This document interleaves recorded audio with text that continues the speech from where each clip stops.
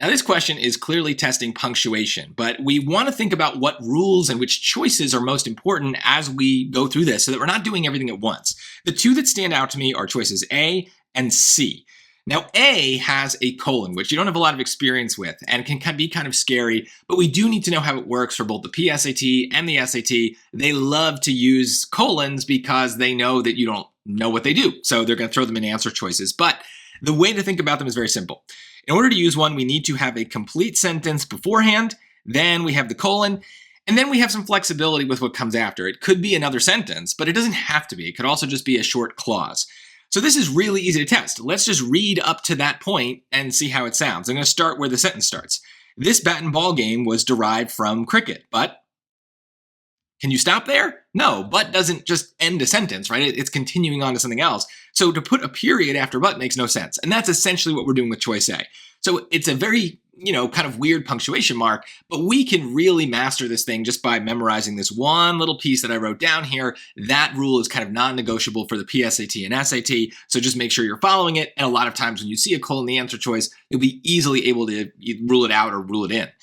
The next choice I want to look at is C, because that is the way that we're normally supposed to punctuate but. But is a conjunction. And so in order to use conjunctions, we have lots of things we can do. They're going to combine sentences or ideas. But if we're using a comma plus a conjunction like we are here with a comma before, that's what we use to join two sentences. So basically, we're going to do a similar test to what we did with choice A, except here where we start and stop is going to be different. I'm going to stop at the comma and see if that sounds like a complete sentence. Then I'm going to restart after the word but, because the but itself is not really part of the sentence. It's the connector that holds the sentences together. So I'm going to start after that. I'm going to listen to see if there are two complete sentences that could stand alone. If there are, then that's probably the answer, because that's what it does. It joins two complete sentences. So let's take a look.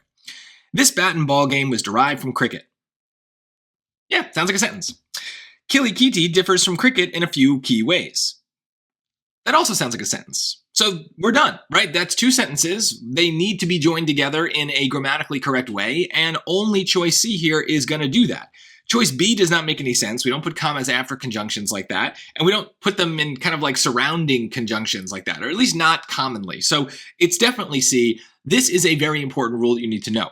The difference between when we use a comma with a conjunction like we're doing here, that's going to join two sentences, but sometimes we use the conjunction without any commas. That's usually when we're just kind of like almost like listing two things. It's harder to describe what that means with the word but the word and is a much more common conjunction, so we're definitely going to see the word and both with and without a comma, and it does depend on how that sentence is built, because both of them are right depending on the circumstances. But for now, just remember, a comma plus a conjunction like and or but, those are going to record, that's going to mean that we're joining two complete sentences that could stand alone.